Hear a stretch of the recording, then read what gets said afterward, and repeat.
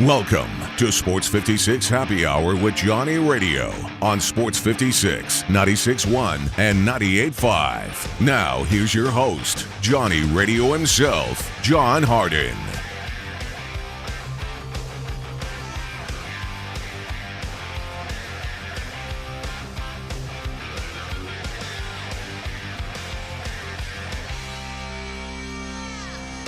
Yo, yo, yo! Welcome into a little Monday's edition of Sports 56 Happy Hour with your very good buddy, Johnny Radio. Gabe Coons in the house, and it is MLK Day, Martin Luther King.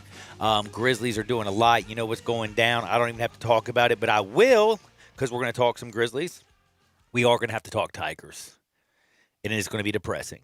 Also going to have to talk about the Vols, where Vols fans should actually be very excited. I'll explain why.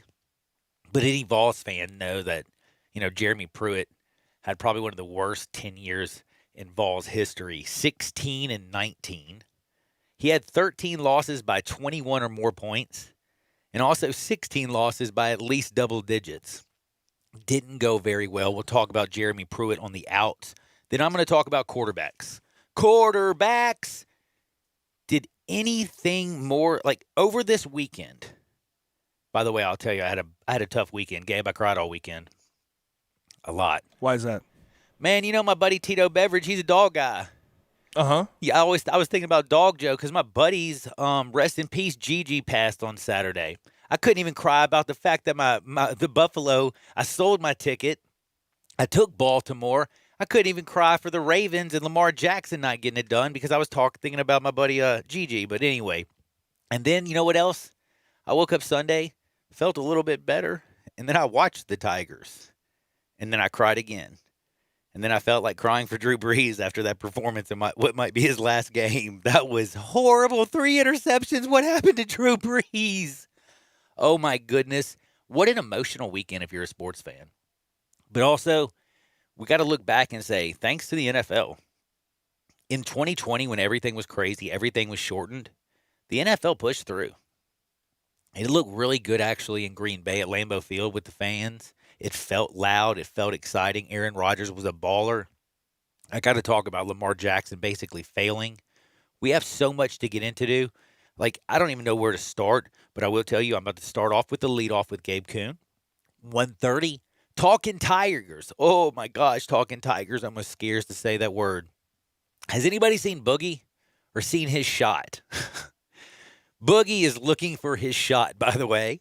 Musa is looking for a lot. We got to talk about this. DJ, oh my goodness, don't be thinking about the NBA right now. Think about playing better. And Penny Hardaway, I'll never give up on you. You're a childhood hero of mine. But I don't know if you're over, are you putting too much in these kids' heads or not enough? Because it's either, what is it? What do they used to say? Paralysis by analysis.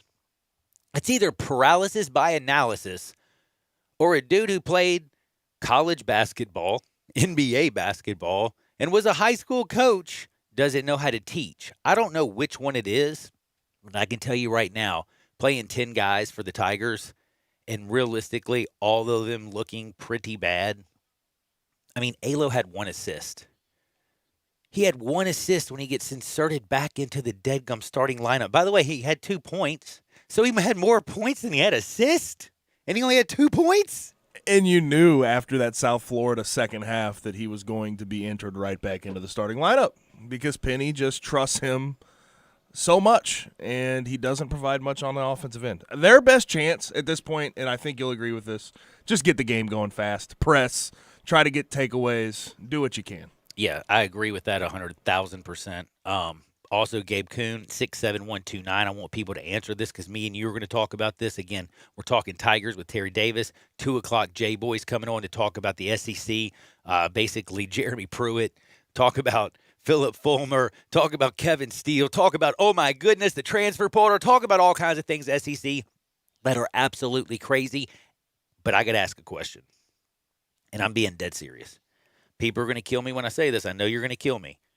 Yesterday, you know what it made me think of, Mr. Gabe Kuhn? I remember at one point last week being delusional and saying that Baltimore was going to beat the brakes off the Bills because Josh Allen was going to make that turnover, because the wind was going to affect him throwing the football. I forgot the dude has a howitzer for an arm. If the dude can drop the ball on the ground and still get the ball off, he's changed. Brian Daboll has changed Josh Allen. He is now in the upper echelon. The man is big. He can run the ball. But the thing about him is he throws the football down the field accurately, and he also processes information extremely quickly.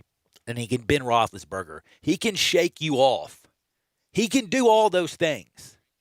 I'm not happy with you, man.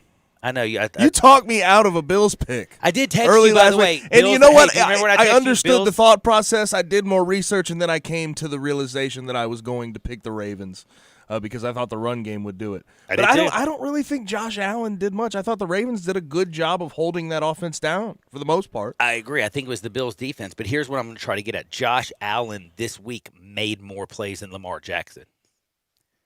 And this is going to be really weird for me to say, but think about Aaron Rodgers. What did he do to the Rams, the number one defense in football? He put on a damn display. I mean, you saw Jalen Ramsey run over when Devontae Adams caught that little touchdown, jumping up and down and freaking out because he's just like, nobody can defend this. This is impossible. This dude gets the ball out of his hands so fast and so accurate. Adams is so quick when he's running around, and that's the thing about Aaron Rodgers. He's very mobile. Having a mobile quarterback is actually important, but he moves around in the pocket to get people open, hitting tight ends 30 yards down the field. He looked amazing. Patrick Mahomes getting knocked out. Everybody and their grandmother was holding their breath. Andy Reid made the calls. When Henne was in there, that interception he threw, yes, they made the easy play to Tyreek Hill, but again, that was all coaching. I think they get that ball back. Baker Mayfield was playing good enough to win that game. The fumble into the end zone for a touchback, think about that if that doesn't happen. Why is everybody talking about switching that rule all of a sudden, though? Like, why Please, is that? it's been in effect forever. I'm getting Shut sick up. of that. Shut I'm up. so Quit tired of changing that. rules because Makes you me don't so like the mad. way the game ended. But and also, I have played college football. Every single coach I played with said, do not reach the ball out unless it's the last play of the game or fourth down. It's simple. Don't do it. It's too much to lose. You fumble You're it out of taught it. It's about just it. known. It's known. Rashard Higgins knew he made a mistake as soon as that happened. I don't know why Exactly. the rule needs to be changed, but Aaron Rodgers. Awesome. I made the mistake earlier of last week talking about Aaron Jones and talking about how he needs to be a supplemental part of that offense and Aaron Rodgers needs to do the cooking. But that run game in general, That run game was strong. it's strong. They've become so much more Told you. balanced. That's a Super Bowl team. They That are. is a They Super are Bowl Super team. Bowl bound. But Devin White looked good too. then can they get through TB12? We're going to talk about that, and that's where I'm going next. And this is what the question I want to ask it. Everybody at 67129. Did this weekend finally prove to people what it takes to have a Super Bowl quarterback in the NFL? You got Aaron Rodgers, who's almost 38 years old. You had Drew Brees in a game against Tom Brady. These 42 and 43 years old. You got a young Josh Allen, but I'll tell you one thing. Josh Allen's doing it with his arms, not his legs. Patrick Mahomes got legs, but he's doing it with his arms, not his legs. What I'm trying to say is, because I was talking about my dog earlier, is there anything that ages faster than dogs, than quarterbacks who run in the NFL? Think about that. Dog years are what, like 7-1 or something? You're a quarterback in the NFL, and you are Lamar Jackson and rely on your legs. You're Vince Young and rely on your legs. You're not going to make it. If you're Randall Cunningham, who adds running to his game, Randall Cunningham could spin that junt. Do you remember Donovan McNabb with Andy Reid back in the day? People, if you think of him as a running quarterback, no, he was a heck of athletic, but he could spin that junt. I look at Lamar Jackson, and instead of seeing him more Donovan McNabb, I see him more Jake Locker, more Vince Young. And I'm telling you right now, after this weekend, I jumped on the bandwagon. I got excited. I saw what he did against the Tennessee Titans, but I also saw him get hit. I saw the interception return for a touchdown. I also saw Aaron Rodgers put on a clinic. So, with Justin Fields coming out, with Zach Wilson out there, Trevor Lawrence, with all these quarterbacks, Trey Lance, the guys who can move, but the guys who throw the ball down the field, What do you want? If I'm an NFL general manager, I want a guy who can throw the deadgum football because guess what? They can play almost into their 40s today. And that's what gets it done and puts a Super Bowl ring on your finger. And again, nothing ages faster than dogs than running quarterbacks. Gabe, I'm in the box.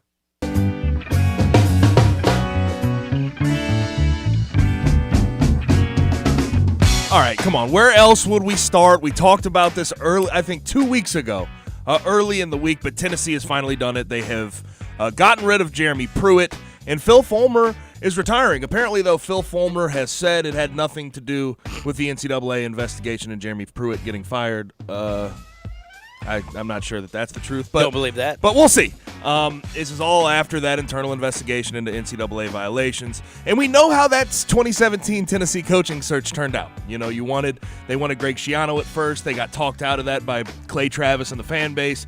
They ended up going with Jeremy Pruitt, and we saw how that just ended. Who do you think they should be looking at now? Who is the best candidate for that Tennessee job? You know what? Everybody, I listened to Greg and Eli today, and they made a whole lot of sense on all the guys that they were going after. And everybody basically makes sense. But before I get into who should replace Jeremy Pruitt, can I go back and remind you real quickly how bad Jeremy Pruitt really was? Think about what I said. I said Jeremy Pruitt, he has got a losing record, 16-19. Think about that. Think about what I'm just telling you. And that's not even where it gets bad.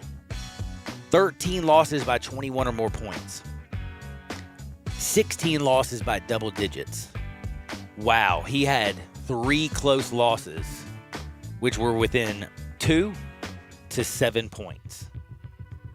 16 wins against a bunch of bums. By the way, he also lost to Georgia State. I'm just trying to say, remember how bad Jeremy Pruitt truly is. We said this, 2 weeks ago he was out, did we not? I was wanting you to ask me the question. More likely Ben Roethlisberger could play next year with a $1 million tag, or Jeremy Pruitt coach again in Knoxville. Yeah, you did want me to ask that question. And as soon as we saw this investigation, we knew, okay, maybe this is a ploy to get a situation where they can fire him with cause and they don't have to fire him and pay him his buyout. And that's exactly what's happening. And that's exactly what's happening, by the way, just if you did not know. He was owed, $11-some-odd million? $12.6 million is exactly what it is. Guess what? They get to fire him with cause. NCAA violations. They just save a whole lot of money. And guess who's going to retire? And try to save face. Philip Fulmer is going to retire. So this is all good. All signs for me at first pointed to Kevin Steele last week. Remember when I was saying that? I was like, they hired him to replace Jeremy Pruitt. While they were supposed to be on a coaching freeze. But I will tell you something. I'm going to mess your head Hiring up. freeze. Hiring freeze, correct. But I'm going to mess your head up.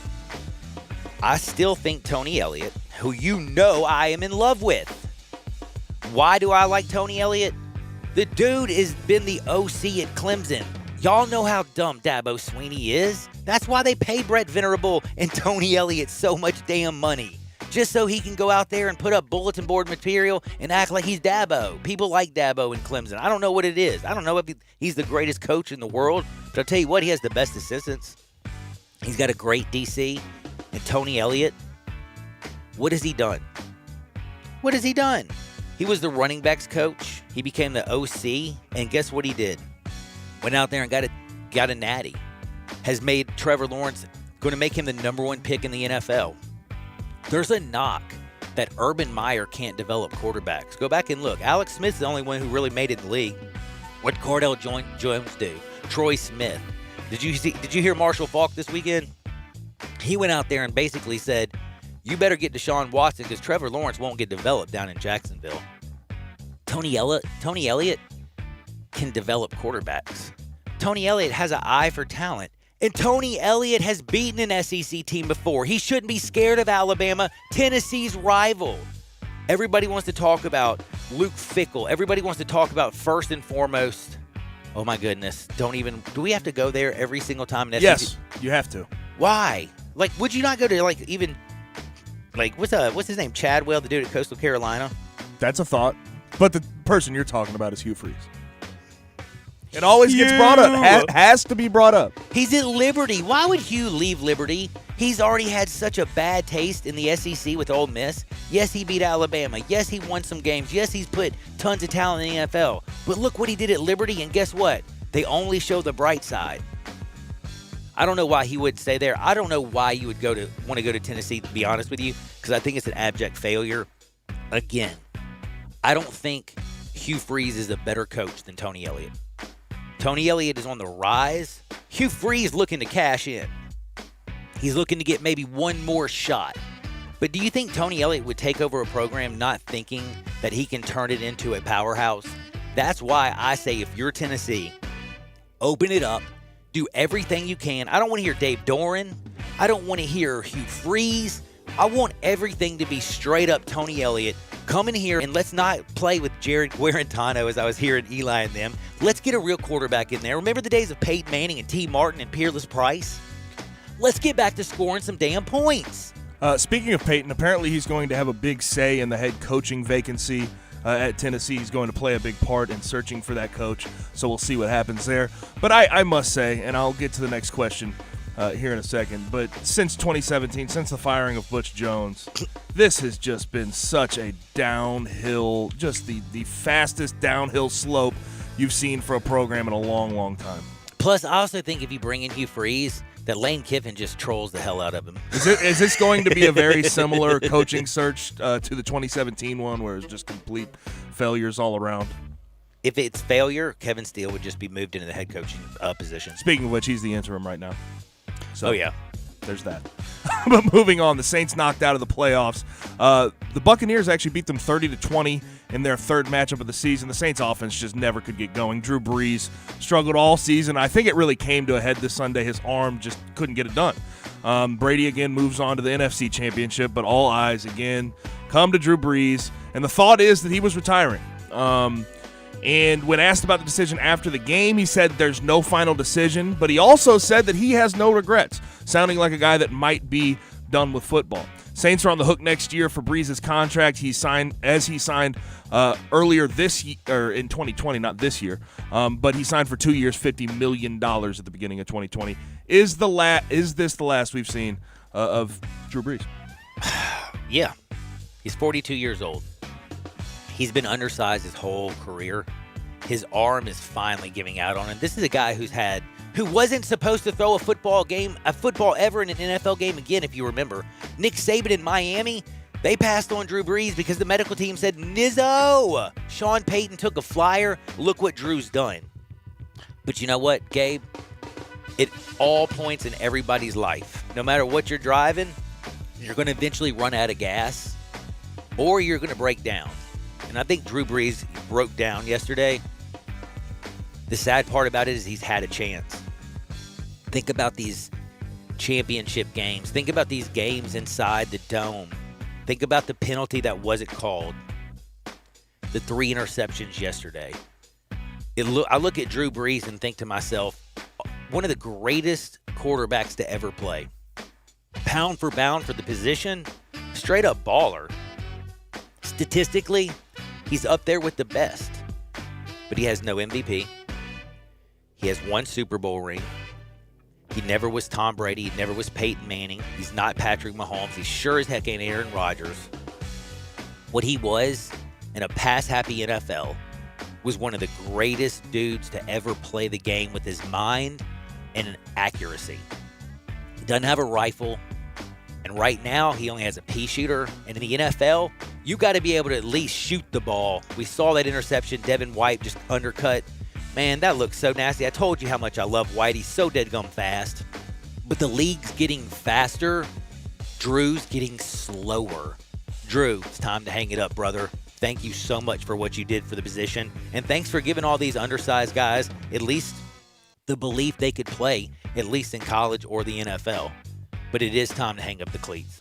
The past 2 years, we've seen the very similar thing out of Drew Brees. He's got a very, very small arm nowadays, and he was attacking zone defenses. And when you get to the end of the season and people see a bunch of film on you, it becomes easy to stop you because all that happened was Michael Thomas would sit in those soft zones. Michael didn't he even would get pick it thrown apart, to and yesterday. that's what I was going to mention. Yesterday, you saw what the Bucs did, completely Took him neutralized out. him. Had 0 catches.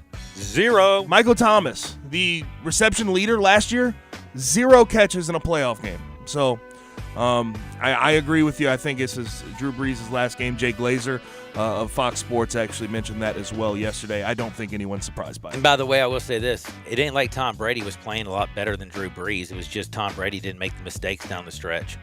Right. And he also, as far as the weapons go, he also has a bigger arm than Drew Brees. He at this still point has in a their hell of careers. a lot bigger arm. You're exactly It's right. It's not incredible. It's not like some arm. It's not an Aaron Rodgers arm, but it gets the job It sure done. as heck ain't Aaron Rodgers or Pat Mahomes, but he's definitely got, like, Drew Brees, let's be real, has probably the weakest arm right now, starting quarterback in the NFL.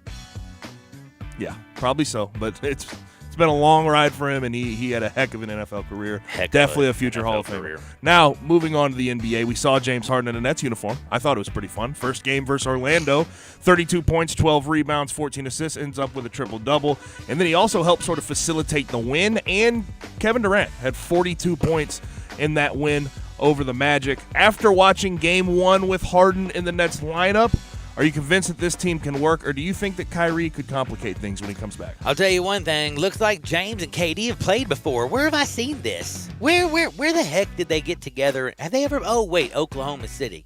But remember, Russell Westbrook was a little bit of a problem. These two guys know how to play together. Why do you want to bring in a lunatic? Now, would it be great offensively? Yeah, but I'll tell you one thing. Was it a triple-double that Mr. Harden had? Because guess what? He also looks to pass. These two guys know how to play together. Kyrie, he don't know how to play with anybody. Let's just be real. He couldn't play with LeBron James. He got that chip and then destroyed that. Went and destroyed the Boston team. He's missing tonight. Kyrie will miss tonight's game. That's his 7th consecutive game. You know what Harden's going to do? He's going to hang out with Durant. They're going to play another game. They're going to go off like they did last night. They're going to have a great week. I mean, I think they're going to score. And then they're going to be like, when Kyrie comes in, he's going to come in there with his little flat earth spinning the way he is, and he's like, all right, ball back in my hand. Whoa. Ball back in your hand. Looks like James Harden is actually facilitating and shooting. Dribble. James just went out the window when he teamed up with KD in Brooklyn, yo. I'm seeing Brooklyn in the finals against LA. I ain't saying they're going to win, but I see him in there as long as they don't bring in Kyrie. It's interesting, though, too, because that Thunder, when the Thunder were together, I don't think it was the same James Harden. It was not the same. I think it was a very similar KD, but these are new and improved guys on the same James team can together. play with KD, by the way. I'm just curious, when Kyrie comes back, who's the main ball handler? It needs to be James. He actually gets assists. We saw And it Kyrie the other does night. to a certain extent as well, but he's a shooter. He wants to shoot a lot of the time, and I wonder who has the ball in their hands more when Kyrie and James Harden are on the floor at the same time. I'll tell you one thing. I would want it in James Harden's hand. The dude actually who I used to – I mean, in Houston for some reason, Mike D'Antoni, he's on the bench right now with Brooklyn and everything. But did you really see what they did to Orlando? And I know it's Orlando. But, dude, Kevin Durant had 42 points. James Harden had 32 points. He also had 12 rebounds and 14 dimes. 14 assists. When have you seen Kyrie get 14 dimes? When you ask him for change, maybe. Probably pull out Skrillas and Hundies. But, dude, I'm telling you, Kyrie ain't getting 14 dimes.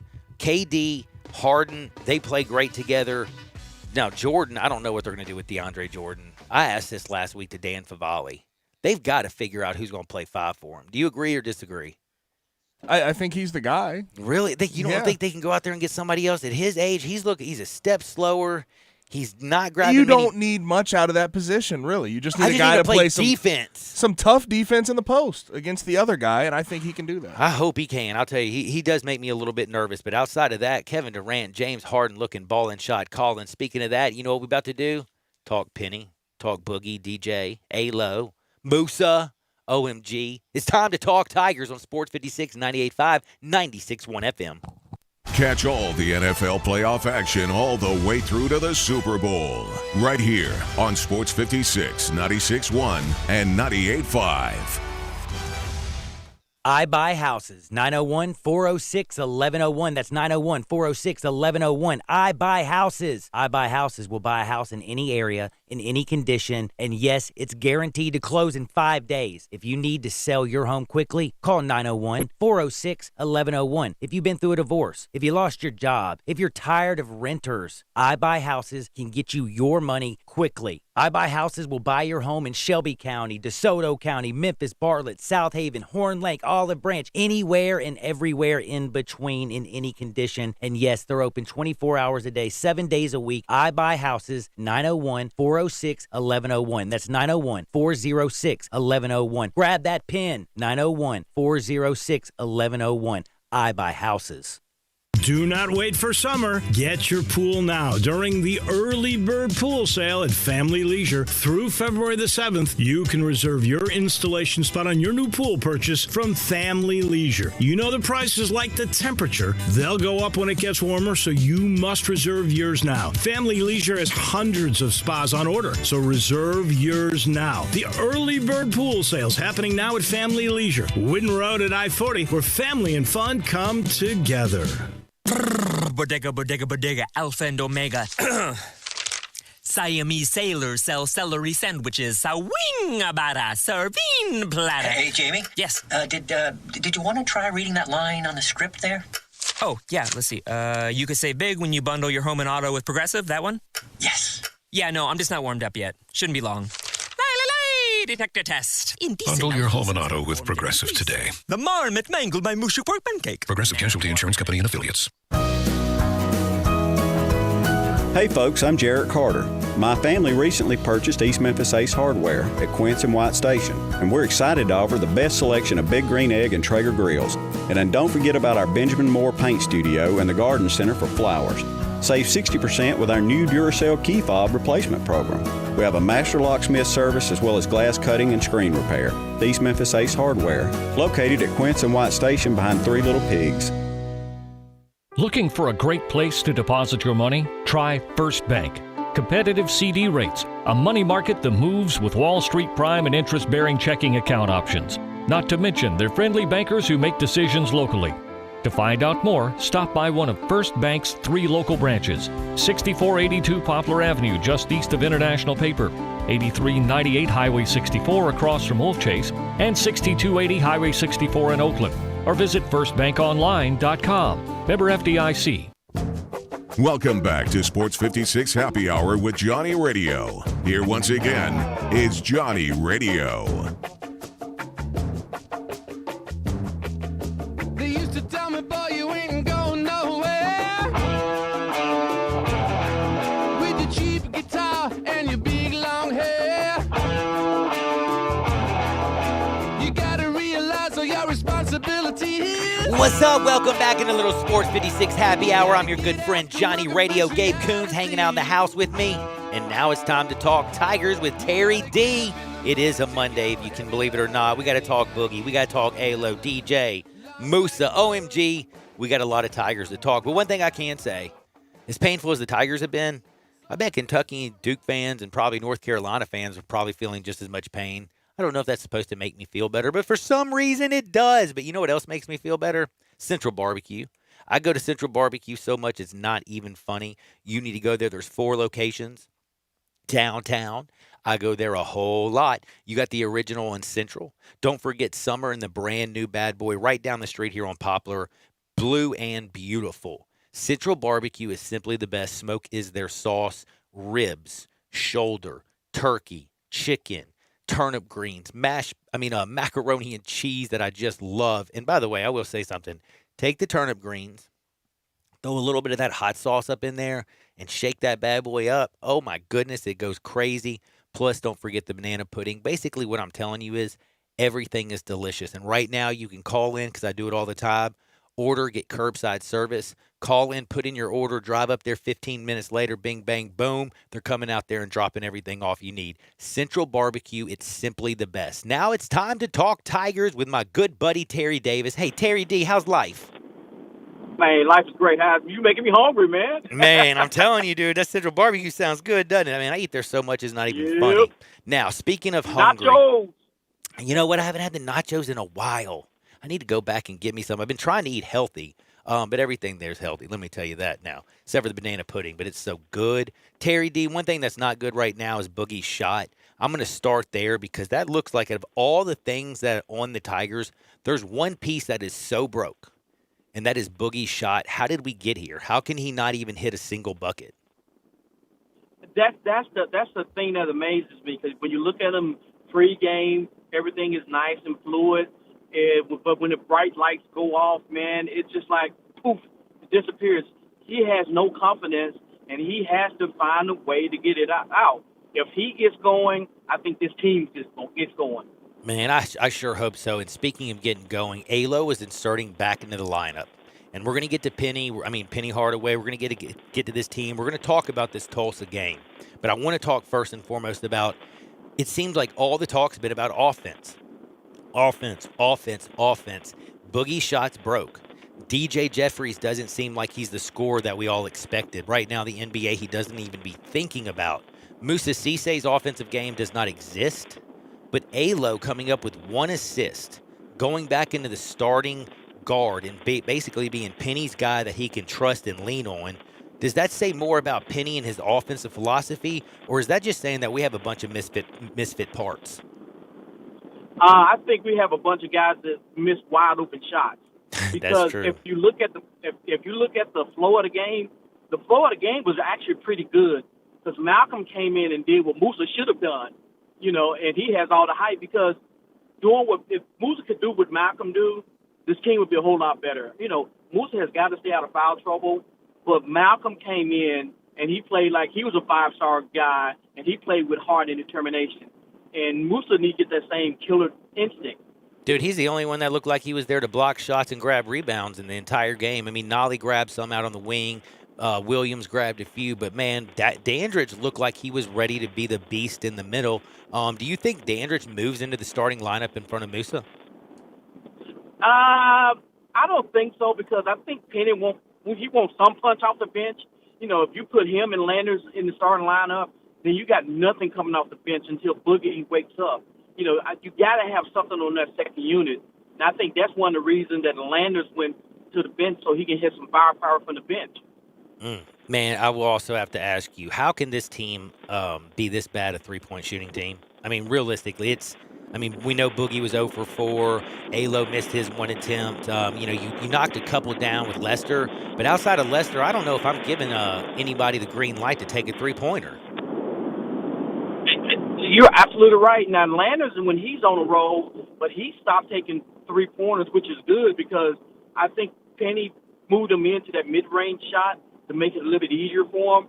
But, between Landers and Boogie, those are only two. I'm not Boogie, Landers and Lester. Those are only two people I want to take a three-point shot. Mm-hmm. Now, okay, can they get past this 1-point loss? And again, I talked to you earlier today on the phone. We were talking back and forth. It's amazing how bad a 1-point loss to Tulsa on a Sunday. First time you played in 2021. You hadn't played since December 29th against South Florida.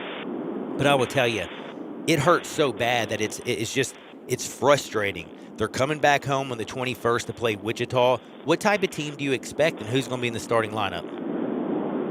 I think the starting lineup would remain the same, but in my opinion, I'm surprised they played that well being off that long, because usually when you're off that long, you get off to a bad start. You're rusty, and then you don't have the endurance to finish the game off.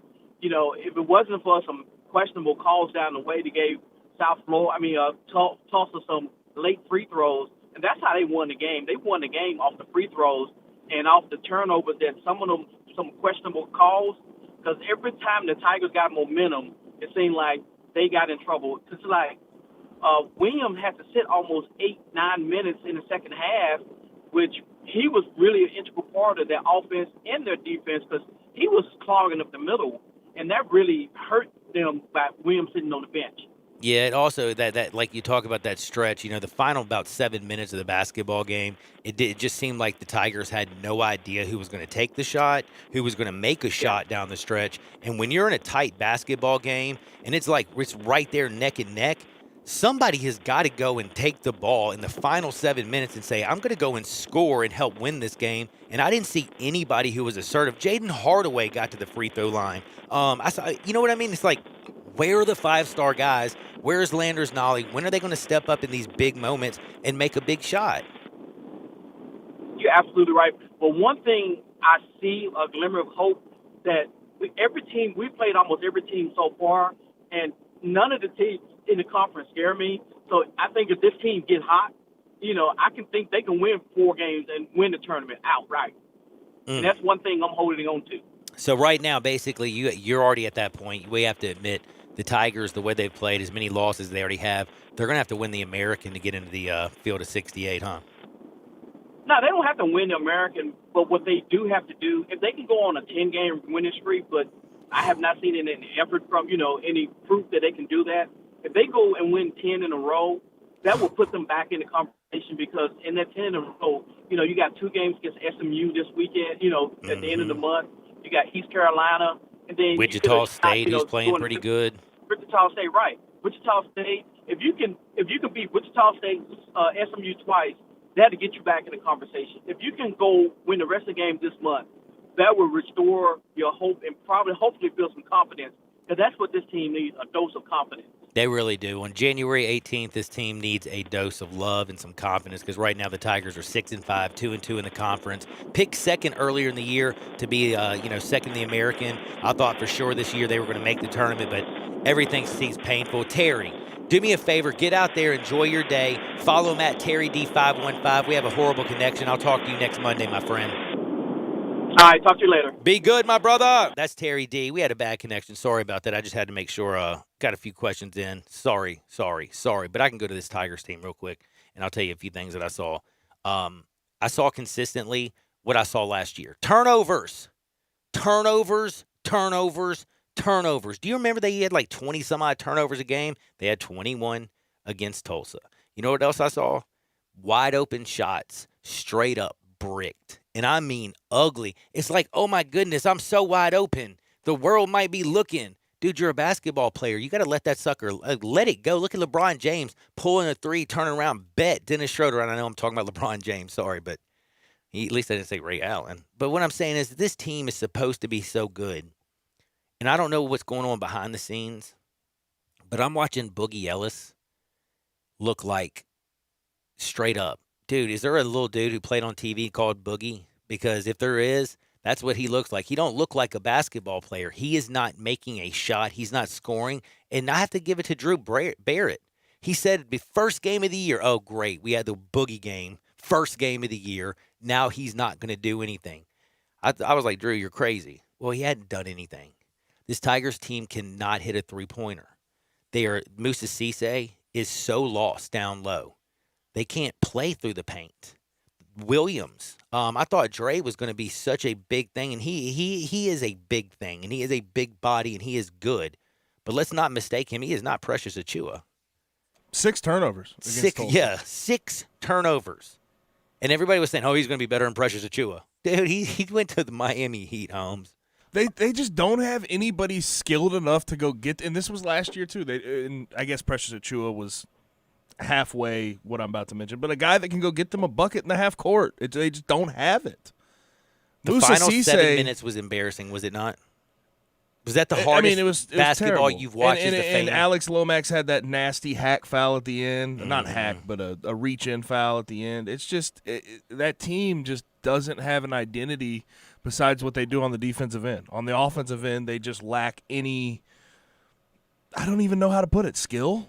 Like they just can't get it done. They're not in the right places at the right times. They're very off. Every time they take a 3 or take a jump shot, it seems like it's off, rhythm. It just doesn't seem right. When they play through their defense and they get a turnover and they make some plays defensively and they get out and start running, it's amazing how they go and get a couple quick buckets, and you'll see like a 3-minute stretch where you're like, this is the Tiger team we are waiting for. When it comes to crunch time, the last few minutes of the second half, it is embarrassing. This is where coaching college basketball comes in. This is why Tom Izzo, this is why Coach K, this is why these guys get paid bank, because you know what? They know how to design a play to go get a score, a deadgum open look, and bury a shot. They also make free throws down the stretch. They don't make stupid turnovers, and they don't look like 5 deers looking straight into a headlight. Can I ask this? You had the 18-19 season, you had the 19-20 season, and obviously didn't have the tournament at the end of the 19-20 season. But in 18-19, you had a guy named Jeremiah Martin who you could work the ball through on the offensive side, on the offensive end. You could work the ball through him every single time, and you have a chance. I think last year, while not as easy when it's a big guy who can't handle the ball as well, Precious Achiuwa was that guy. This year, is there that guy at all? Is there a single guy where you come down the floor, you're like, get the ball into his hands, and we have a better shot to get a bucket on this possession? How can Landers Nolley do that at Virginia Tech but not be able to do it in Memphis? How is it that he's being shut down? How can DJ Jeffries be the star that he was out of Olive Branch, have every tool you could ever imagine? He can dribble, he can shoot, he can do all this stuff in the pregame. But then when you turn on the lights, hate to say it, I love DJ. I'm rooting for every one of these. I love all these kids. I hope y'all understand. I'm not trying to come down on them. I'm just being honest. You can't blame it on COVID. Everybody's dealing with it. You can't blame it on, hey, we lost Wiseman. Look how great he is in the NBA. He didn't play last year. Yeah, you lost Precious. But again, why are you playing 10 people? Do all 10 of those guys need to play? Does Lance need to be in the game for 9 minutes? Was Musa right now, has he earned 10 minutes? And especially, has he earned a starting spot? He had a turnover, 0 points, 2 rebounds, over 2. He was a disaster. My man Williams turned the ball over 6 times. Malcolm Dandridge was the only player who looked like he knew what the heck to do in the box. And that's not good. So you always see this, too, and you talk about recruiting and what Penny's been able to do in recruiting. People say, oh, well, all these guys, they just seem to be overrated. The Rivals, the 247, they overrate them. At some point, you have to talk about the development happening within the program. Exactly. And you have to figure out what is being done behind the scenes with their development. Why is Brian Dayball being talked about taking? No, do you know what I'm saying, though? What has he done? Why does everybody love Brian? Developed a quarterback. Who did he develop? A guy came out of Wyoming that I thought was like too tall, too stupid, too goofy, had a big arm but an ugly throwing motion, could fumbled the ball all over the place his first year with the Bills. And he's now playing in the AFC Championship game against Patrick Mahomes. Brian Dayball has developed Josh Allen. And as much, for as easy as that one is for a sports fan is to see, Nick Saban develops Alabama football players. Right now, Penny, my hero, he recruits the hell out of them. But who's he developed? I can look at Precious. But that's it. And also, I will say this about the recruiting. He's recruiting high-starred guys, thought of highly by these recruiting services. But again, do they fit the role he wants them to play within the system that he has in place? Which I'm not sure how much of a system it is. But I'm just saying, do these guys that he goes and gets, these 4 or 5-star recruits, do they fit? Do they make sense? Alo right now. That's something you have to take into. You have to take that into account when you're recruiting. I hate to say it, he loves Alo. Alo, he will always love.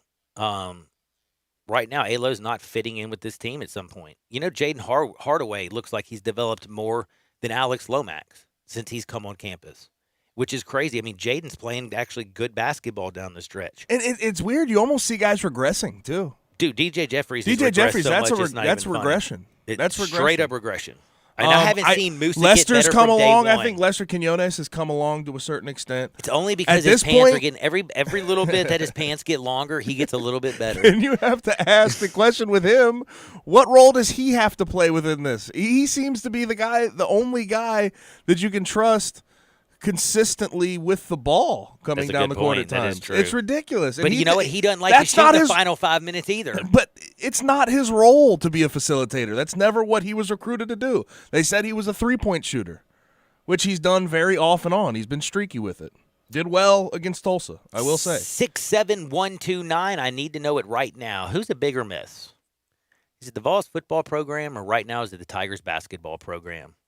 67129 is the text line. I'll read those. Plus, don't forget, We got Jake Crane from the J-Boy Show, Real Deal Holyfield, to talk all things SEC football, a little NFL, and everything that's been going up in K-Town with Jeremy Pruitt, who's been fired with cause. They don't have to pay him $12.6 million.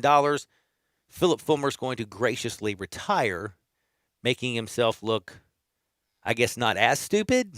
I don't know how that works. Oh, well, Philip, you'll always have T. Martin and Peyton Manning and Peerless Price and Al Wilson and that championship. First BCS national title. Boy, that seems like a lifetime ago. We'll be back in 2 shakes. Don't you dare touch that dial. Sports 56, 98.5, 96.1 FM. You have opinions? I think they got a lot of athletic ability. We want to hear them. Oh, absolutely. I agree with you. Call us on the First Bank phone line at 360-8255 or text us on the First Bank text line at 67129.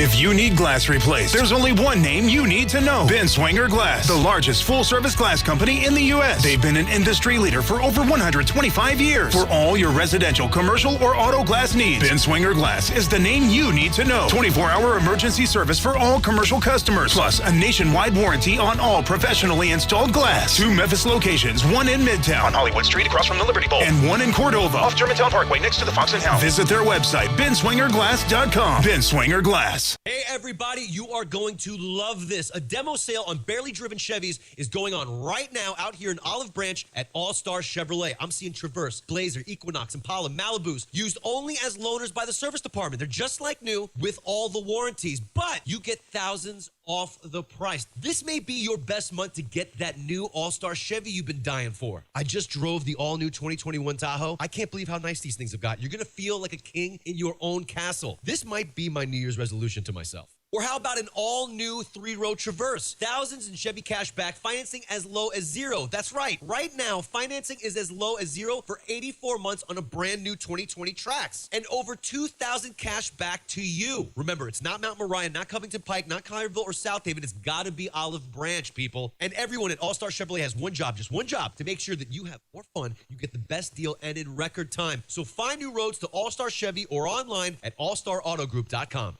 It's free furnace time. Hi, this is John Conway with Conway Services. Are you considering replacing your air conditioning system this spring? January is one of our slowest months of the year. Our warehouse is full and our crews are slow. So to spark business during these cold winter months, Conway Services is giving away Carrier 80% gas furnaces absolutely free with the purchase of a standard Carrier air conditioning system. That's right, purchase a Carrier air conditioning system in the month of January and get a gas furnace absolutely free.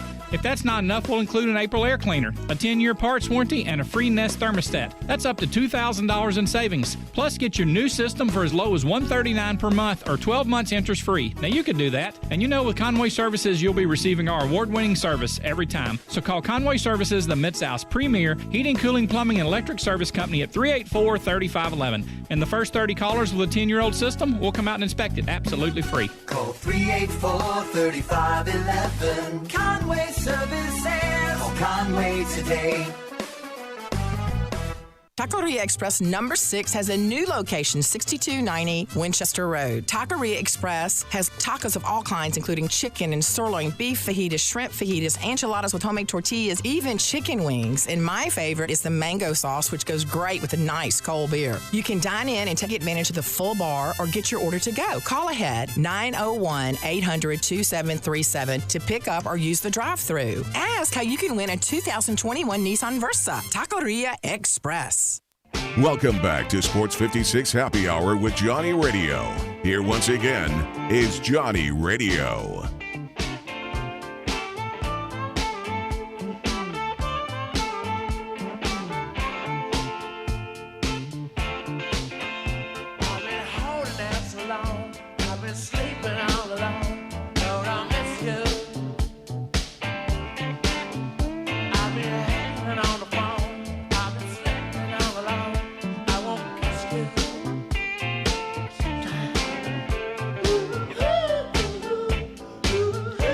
Yo, welcome back into Little Sports 56 Happy Hour, and I'm very, very fired up, people. We got great things going on. My good buddy Jake Crane is going to join us from the J-Boy Podcast Show. We're going to talk some Tennessee. We're going to talk Knox Vegas, what's going on with Jeremy Pruitt.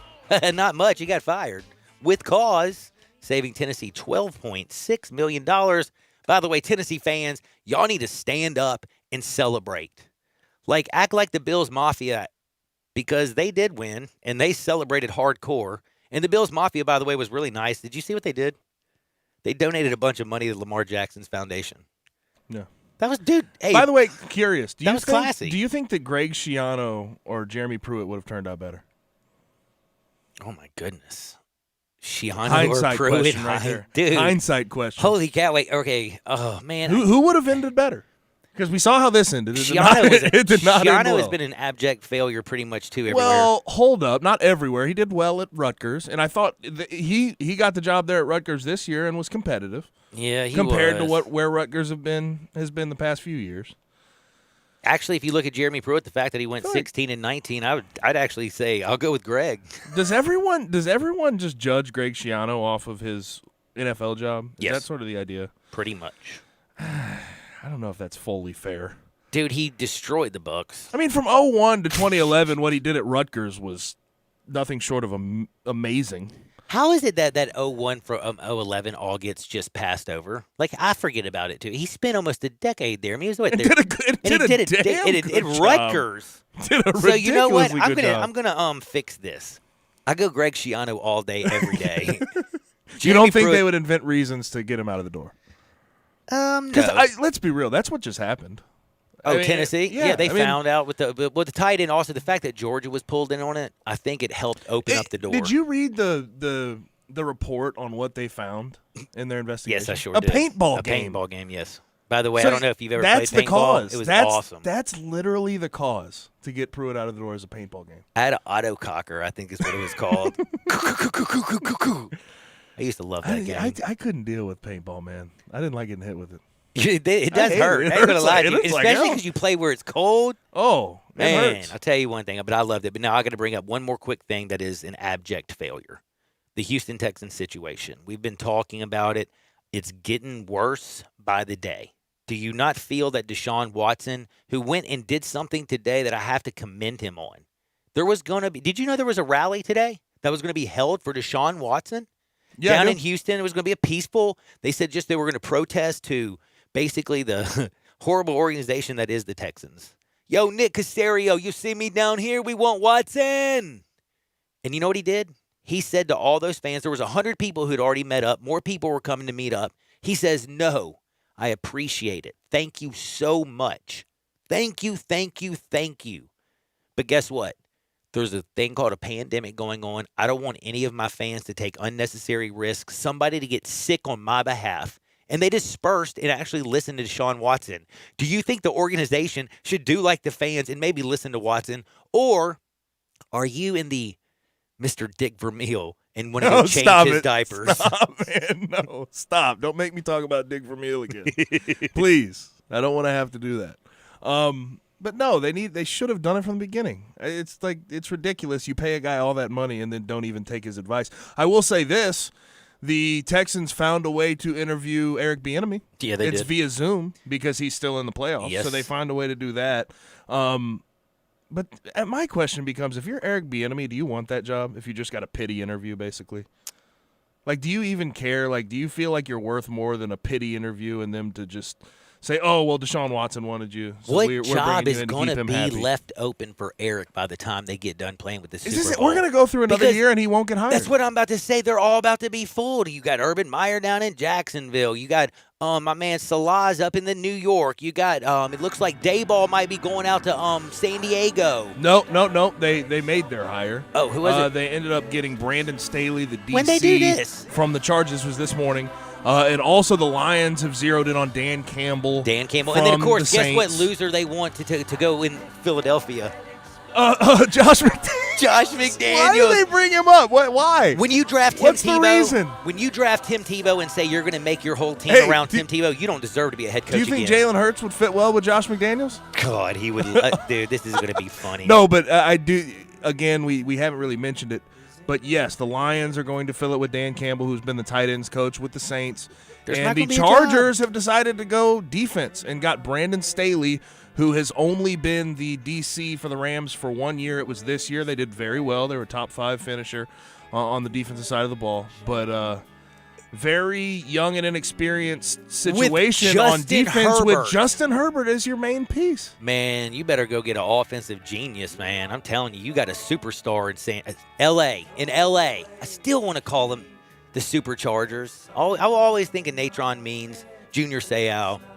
I will say this. I don't understand not having Brian Daboll in that situation. It made too much sense. I guess because Baltimore didn't do what I thought they were going to do. Josh Allen played pretty good, you could say. We got a lot of football to talk about, but remember this.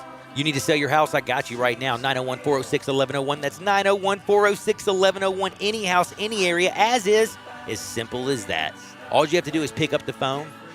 Bing, bang, boom. You can thank me later. I literally sold your house. Guaranteed to close in 5 days. Call my buddy Bill at I Buy Houses. 901-406-1101. That's 901-406-1101. Any house, any area, as is, as simple as that. Coming up next, Jake Crane from the J-Boy Podcast, Sports 56, 98.5, 96.1 FM.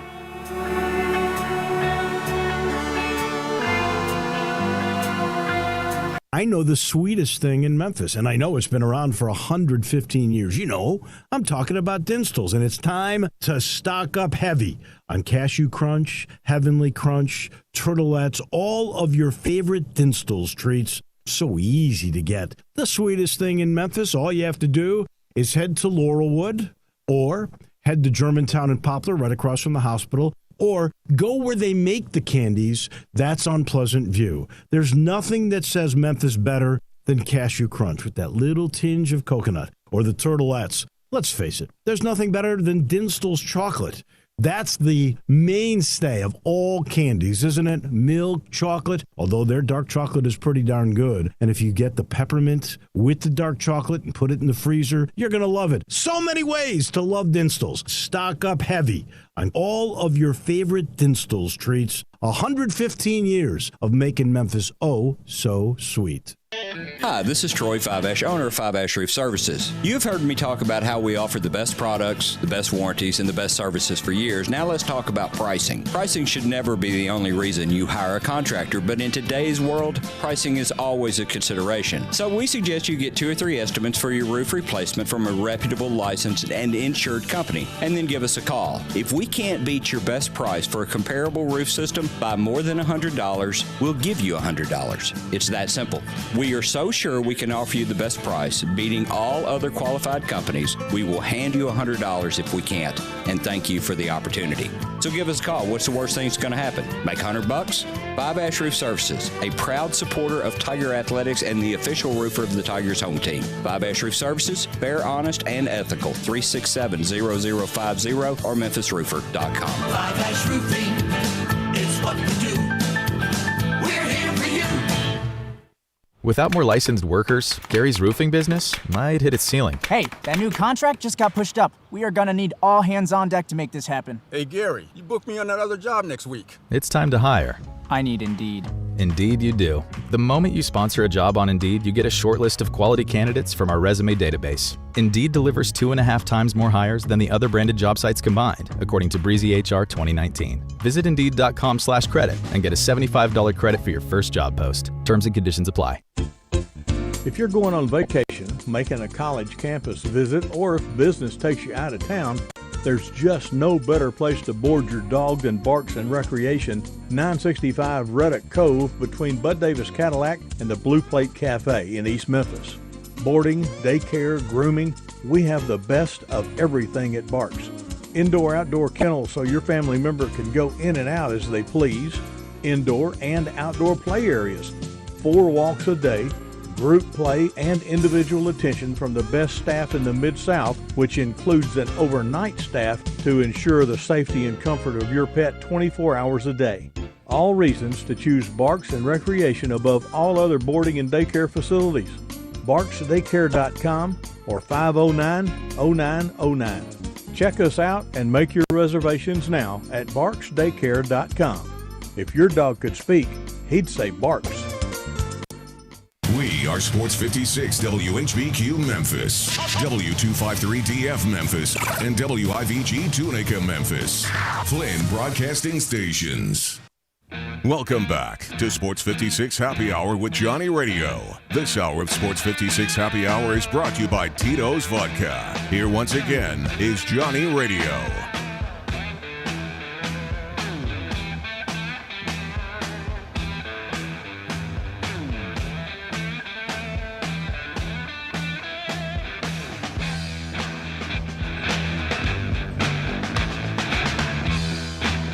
Welcome back into a little Sports 56 Happy Hour. I'm your good buddy Johnny Radio on this beautiful MLK Day.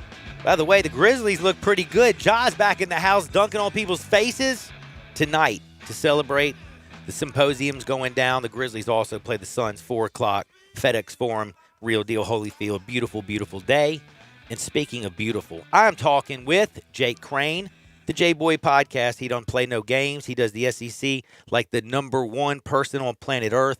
Everybody knows that the best podcast right now going is the J-Boy Show. Check it out on Twitter at the J-Boy Show, or just go thejboyshow.com and check out my friend Jake Crane. Now, we got to talk a little Tennessee with my good boy. But first, Jake, how you doing today? Mr. Crane. Oh, it looks like we lost Mr. Crane again. It's all right. Things like that happen. But we are going to talk a little bit of Tennessee, what's going on in the world. We're going to talk about who are some of the people that need to replace the now departed Jeremy Pruitt, because Pruitt is out. And guess what? I like a little Elliott in, but we're going to find out with the man who actually knows what's going down in this world. What's up, Jake? Hey, John. What's up, man? I appreciate that introduction and love coming on, talking ball. And, yeah, crazy times right now in Knoxville, and it's only the beginning. Man, it is only the beginning. I do have to admit, if you're a Vols fan, there's a lot of people who are reveling on Twitter, who are laughing at the Vols, who are like, ha, ha, ha. I think if you're a Vols fan, this is a great day. You just got rid of probably the worst coach you've had. I mean, he made Butch Jones look competent. 16 wins, 19 losses, 13 by 21 or more points. Let's be real. And then also to save $12.6 million to fire him with cause and get Philip Fulmer to kindly resign. Is this a good day for Vols Nation? Well, I mean, yeah, I guess it depends on what side of the coin you look at. I mean, obviously, you know, Pruitt struggled to get a quarterback in there. I thought they had some pieces around them, but, you know, you get dominated by Alabama pretty much every year, and you really did a whole lot of nothing when you look at it. But the problem with Tennessee right now is what's going on with the NCAA, because everything's a domino effect. Yes, on one side, you got rid of Jeremy Pruitt, so you get a chance to get a new guy in there. Now the problem is you're probably looking at multiple level 1 violations, which comes with at least 1 year of probation from the postseason, which if you're going to go hire a big-time coach, not a lot of big-time coaches want to leave somewhere and go to a place that you can't go to the postseason for 2 years, because that affects recruiting. It affects you being able to get guys in there that are good enough and that fit into your culture. So on one side of the coin, you say, I guess it's, you know, like Will Ferrell and Mark Wahlberg on the other guys, you know, it's the Febreze brothers. It's a fresh start, but the NCAA is breathing down your neck. And, you know, it looks like Kevin Steele, who just got named the interim, you know, ride him for 2 years and let him get through the NCAAs and then go get a guy. So I think it's kind of I guess, how you look at it. Interesting. You know, I guess, you know, some of the Vols fans that I'm friends with that I talked to this morning, they're kind of more elated because they got out of $12.6 million because they found cause to get rid of Pruitt. Mm-hmm. The fact that they could save face and not have to fire Philip Fulmer and he's going to retire, that also is making them a little bit happy. But you're kind of right. Now that you think about it, because I came on earlier saying if I'm a Tennessee fan, I'm screaming, go get me offense and get Tony Elliott. Oh yeah, there is a reason. There's cause. The cause was terrible. That's the problem. Like, yes, it's good. I guess it's good. You save money, but I think you're going to lose more money not being able to play in a bowl or compete for a championship for 2 years. So again, it's I guess it's all in the eye of the beholder. But it's a tough situation right now over there, and they just lost a commitment from Colby Smith. We actually just put out a prediction to Auburn, the 6'7", 315, 4-star tackle in the 2021 class. So. I think it's going to be a mass exodus, and there's nobody splitting the Red Sea for him right now. All right, now this is the thing. You said you think it's probably going to be Kevin Steele that's going to wait this bad boy out. So there's no chance. All these people who are out there talking, you know, the one that everybody brings up is Hugh Freeze. But the one I always like is Tony Elliott. You know, you got people talking about Luke Fickell might be great over there. Dave Dorr and Chadwell from Coastal Carolina. It's just like all these names are flying out all over the place. But the reality is you can't go get any of these guys, can you? Well, yeah, I don't think you're going to bring Hugh Freeze in during a multiple level 1 violation NCAA investigation unless you're just a masochist and want to burn the whole thing down. Jamie Chadwell just signed an extension, and he doesn't – see, the thing with guys like him and Billy Napier are they don't have to leave right now unless the situation or Bill Clark. is absolutely perfect. And they're not going to go and say, well, I've built up all this equity at a smaller place and got a lot of leverage when I'm looking for a job. My name was in there for the Auburn job and the Texas job. Why would I take the Tennessee job when I'm not going to be able to go to the postseason for 2 years, when I can stay at Louisiana, dominate again in the Sun Belt next year with a great team coming back? And I don't know, let's say LSU doesn't win and they fire Orgeron or somebody like that. So I don't know if they're going to be able to go get a big-time up-and-comer or something like that. So would you go look for like a Tom Herman maybe who just got ousted at Texas? That's a name. Yes, that's a name I would go look for, John. That's one of the guys I actually had written down. And I think he may hear some names that, of some younger guys that get some interviews that may not get it. I think Marcus Freeman may get an interview, to be honest with you. If I'm Tennessee, even though he just took the Notre Dame job, I'm seeing if he wants to be the head guy because I really think he's one of the best. And I think he may look at that just because it is a head coaching opportunity for him at a big-time Power 5 in the SEC. And he'd have almost a couple years of leeway to kind of get his feet under him. But I'd be shocked if they don't just keep Kevin Steele, save that money, find out what the probation is going to be, exactly how many scholarships they're going to lose over a couple years, and see when they can start from zero gravity and make a decision at that point. This is Jake Crane. Don't forget the J-Boy Show. I'm telling you, the J-Boy Show is the real deal. Go to thejboyshow.com. Check it out and follow him on Twitter at the J-Boy Show. Jake does everything SEC sports, period. He knows it all. He's been there, done that. And you talk to everybody and your grandmother, by the way. What was it, Kenny Mayne last one I was listening to? Yeah, yeah. Kenny Mayne came on. We're excited to get him on and had some great stories about Stuart Scott. Had Mike Farrell, National Director of Recruiting for Rivals today, and Tyson Ford, also a 4-star defensive end that I think just committed to Notre Dame a few minutes ago. But I got some great stuff, too, coming up this week. Dane Bradshaw from the SEC Network talking SEC hoops. And a big announcement at the end of the week. I think everybody will be excited for. Oh, I think I know what this announcement is. I hope, man, I can't wait to I can't wait for this announcement coming up. But anyway, this is very, very important also. We're going to jump over to basketball. But before we do, is Georgia fan have anything to worry about because of what Tennessee found out? Well, the problem is it's about Amarius Mims.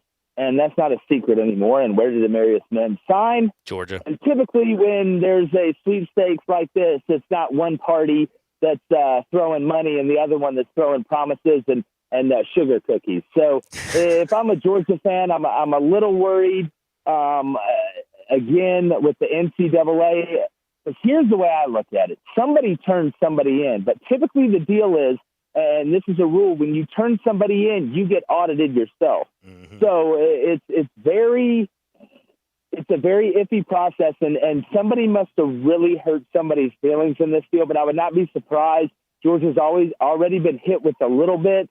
If some more came out, I don't think it'll be as devastating as really what, Niedermeyer and Felton did and Pruitt and them. But, again, you never know with the NCAA.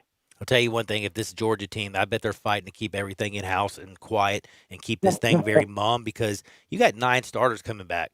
I don't know why White's coming back, JT Daniels coming back. Almost all the offensive line, 9 out of 11 dudes coming back. And Alabama, the big 4 are gone. They're going to lose, 6 first-round picks at least. Mm-hmm. And we always know that Nick Saban retools and reloads, and they're ballers, and they're going to come out. But will this be Kirby Smart's best chance? It will be, on paper. Now, again, you hope we have a normal spring practice, a normal summer camp, and getting into fall camp, and they're able to kind of get back in the normal routine. But Georgia should be a preseason top team in the country. I've already picked them to win the East. I think Florida's going to take a big step back, obviously, is what they lose. And if you look around the SEC going into next year, outside of a couple teams, there's not a lot of quarterbacks returning.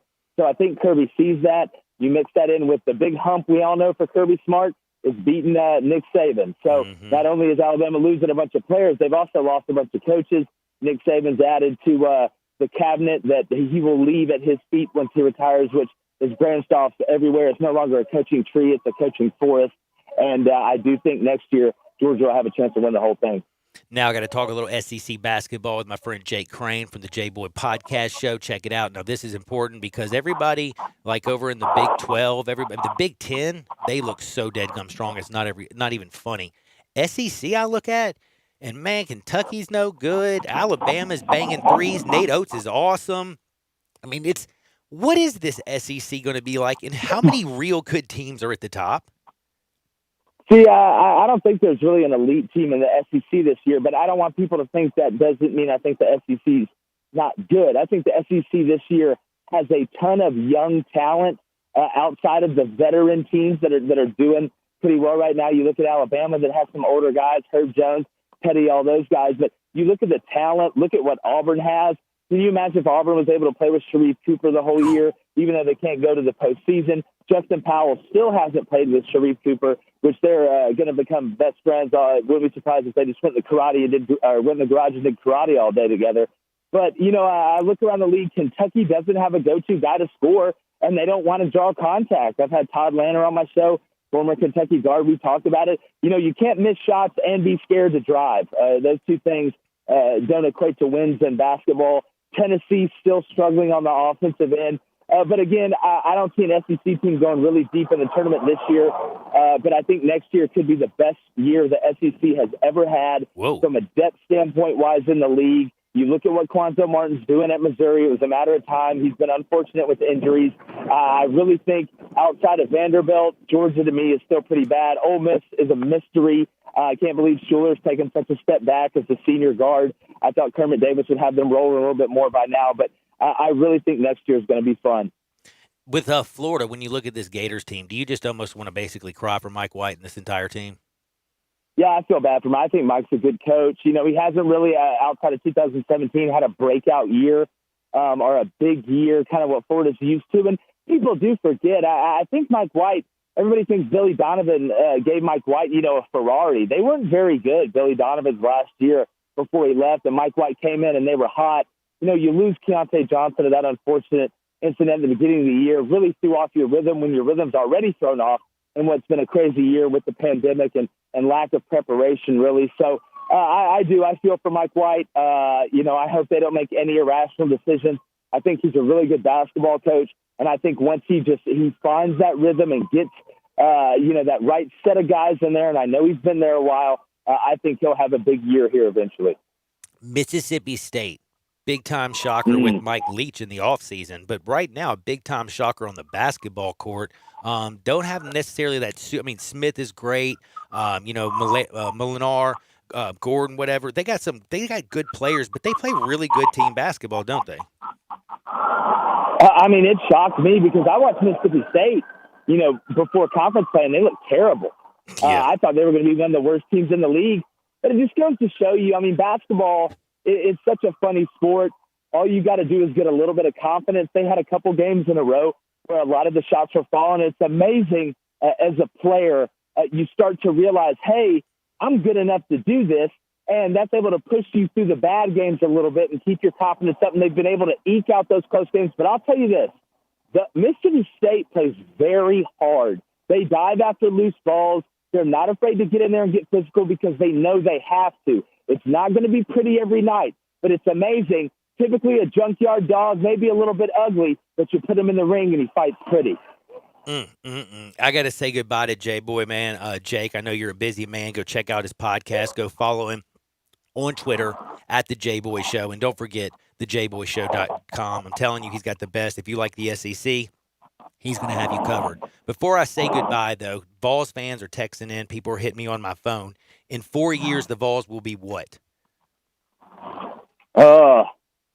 Hopefully still there. I would say record-wise in football, it's just tough because I don't know. I got to know the numbers first. How many scholarships are you losing? Because everybody says, the probation from the postseason is the worst part. No, the worst part is the scholarships.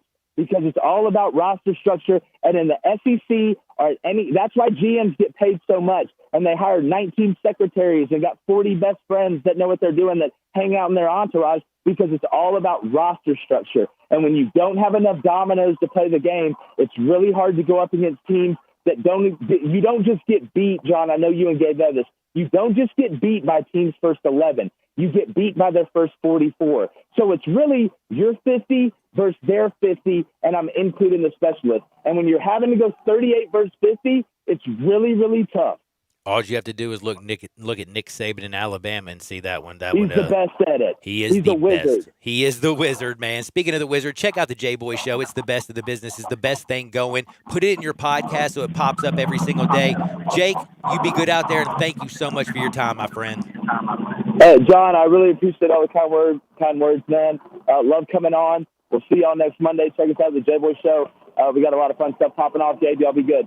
Man, that's my buddy Jake Crane, the real deal Holyfield. Now, I got to remind you something. If you want to look maybe like me and Jake Crane, be styling and profiling, you know what you need to do?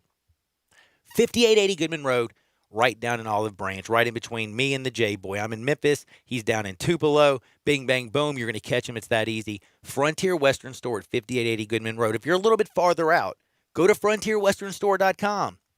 They have the largest boot showroom, period. They have Western boots, work boots, kids boots, ladies boots. They have Carhartt, Ariat, Red Wing, you name it, they got you covered.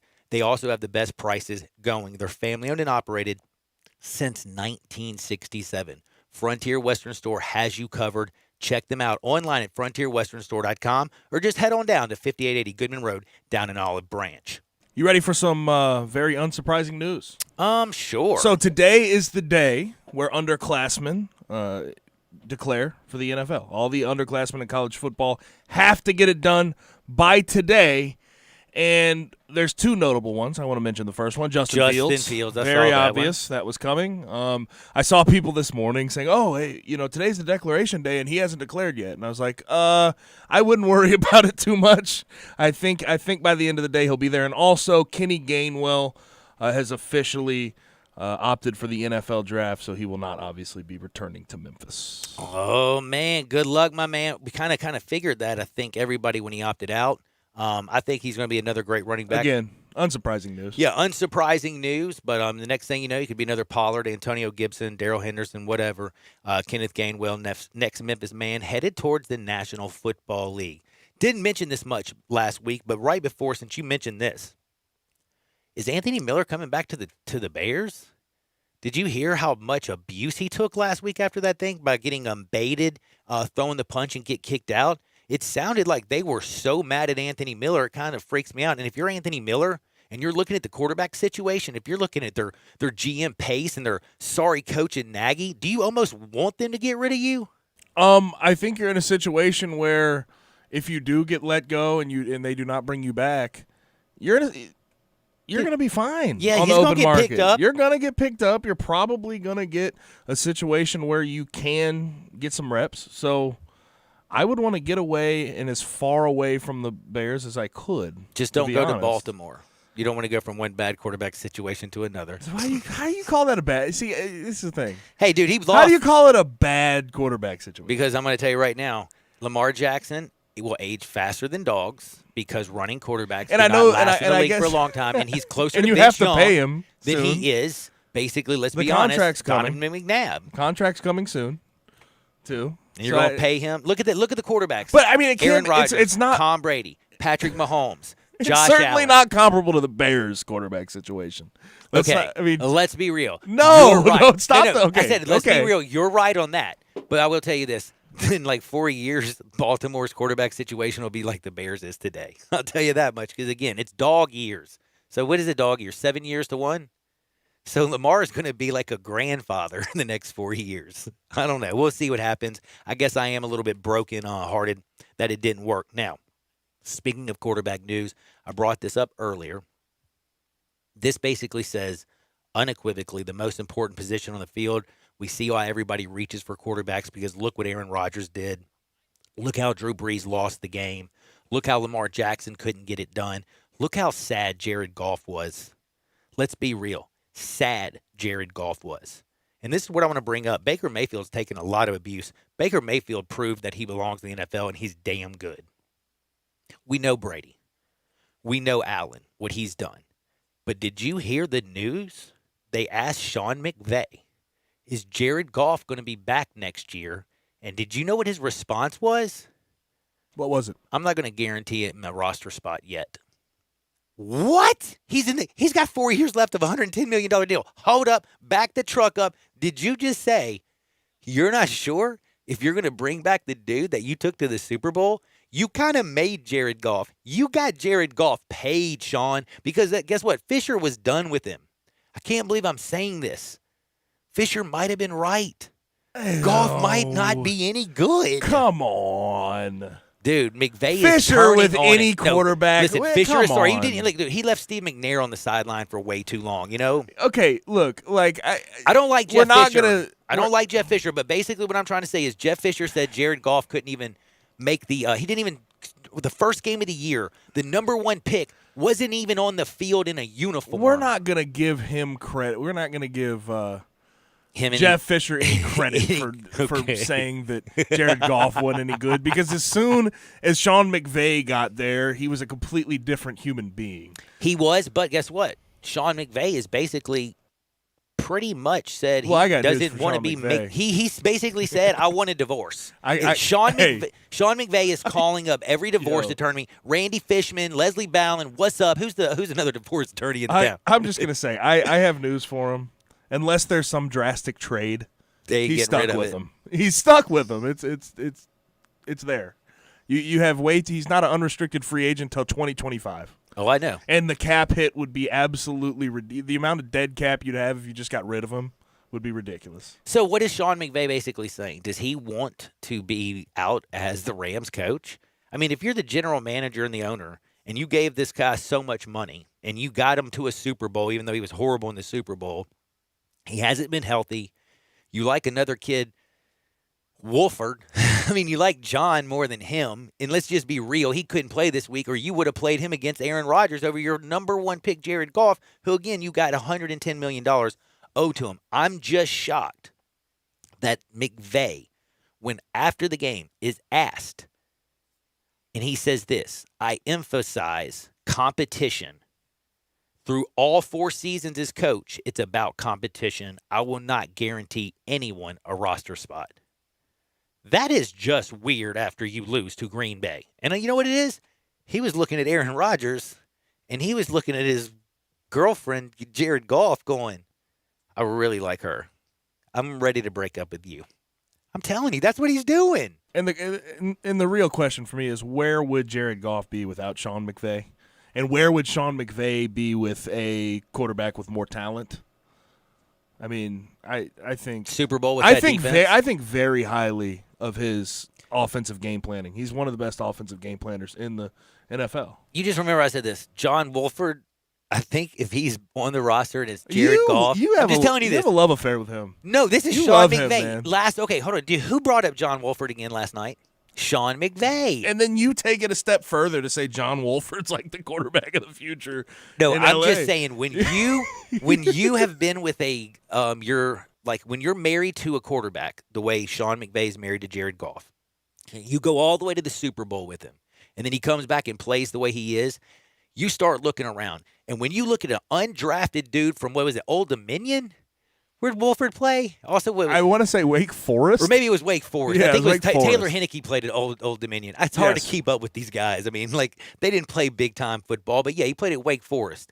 But John Wolford was an undrafted dude. He's an undrafted free agent. They just pick him up, and guess what?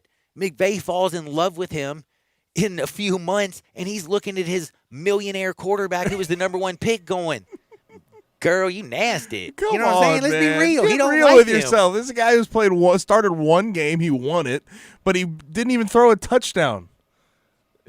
There's no way. Let me just tell And you Sean this. McVay's sitting back like, yep, John Wolford. That's my guy going forward. I don't think he was That's John the one. Wolford. I'm telling you what he did. That's the one. When you come out and say, oh, my gosh, did you see that guy? He stepped up.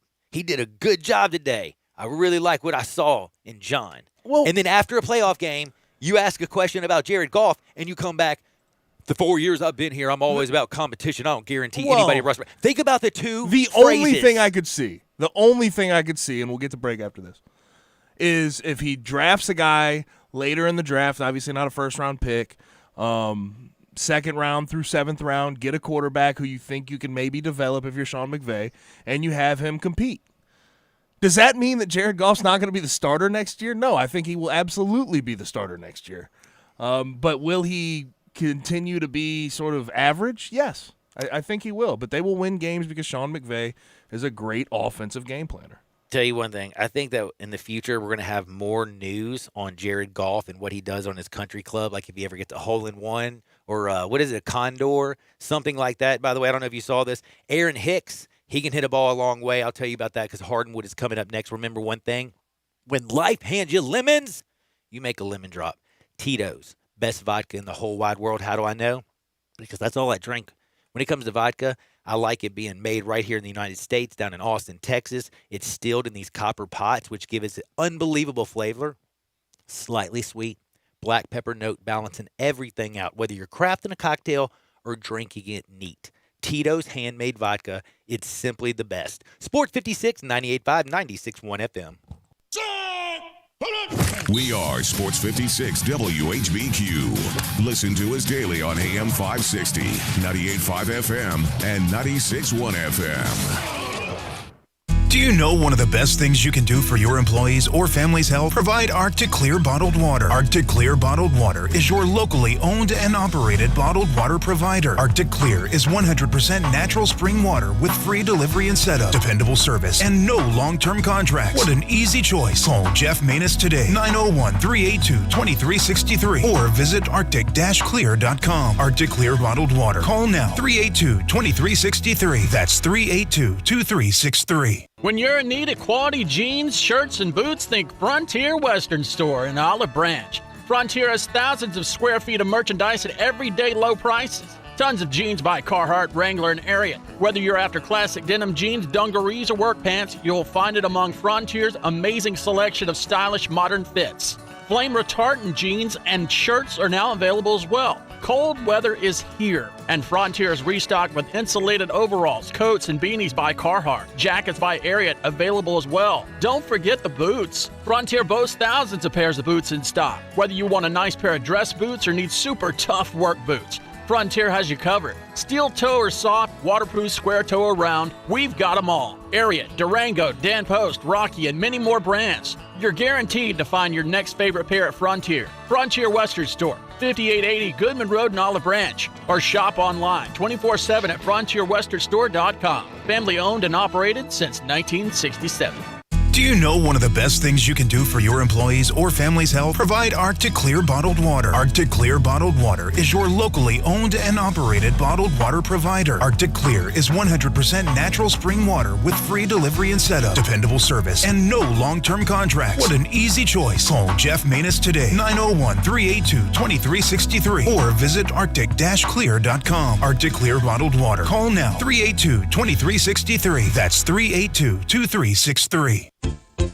If you're going on vacation, making a college campus visit, or if business takes you out of town, there's just no better place to board your dog than Barks and Recreation, 965 Reddick Cove between Bud Davis Cadillac and the Blue Plate Cafe in East Memphis. Boarding, daycare, grooming, we have the best of everything at Barks.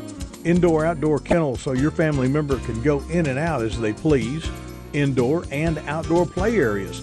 4 walks a day, group play, and individual attention from the best staff in the Mid-South, which includes an overnight staff to ensure the safety and comfort of your pet 24 hours a day. All reasons to choose Barks and Recreation above all other boarding and daycare facilities. BarksDaycare.com or 509-0909. Check us out and make your reservations now at BarksDaycare.com. If your dog could speak, he'd say Barks. Welcome back to Sports 56 Happy Hour with Johnny Radio. This hour of Sports 56 Happy Hour is brought to you by Tito's Vodka. Here once again is Johnny Radio.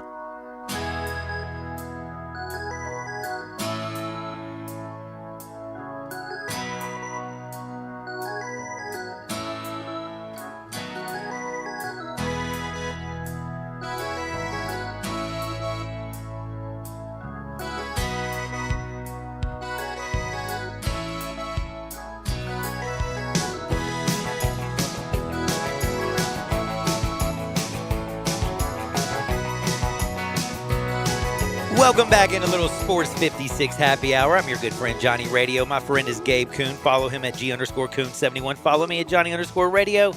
Never forget the show, Sports 56 WHBQ. Where are we at? We're on the IG, the Twitter, the Facebook, YouTube, and Periscope. Now, we're going to my favorite place in the whole wide world. We're going to Hardinwood. But right before I go to Hardinwood, I'm going to ask this question. Who can guess it? Where is the next appearance from 420 Dogface? 420 Dogface, where will he appear next this week? Do you know who he is? Well, he's the dude who drinks Tito and Ocean Spray and like does the vibing on what do you call that? What is it? The Twitter? No, the TikTok.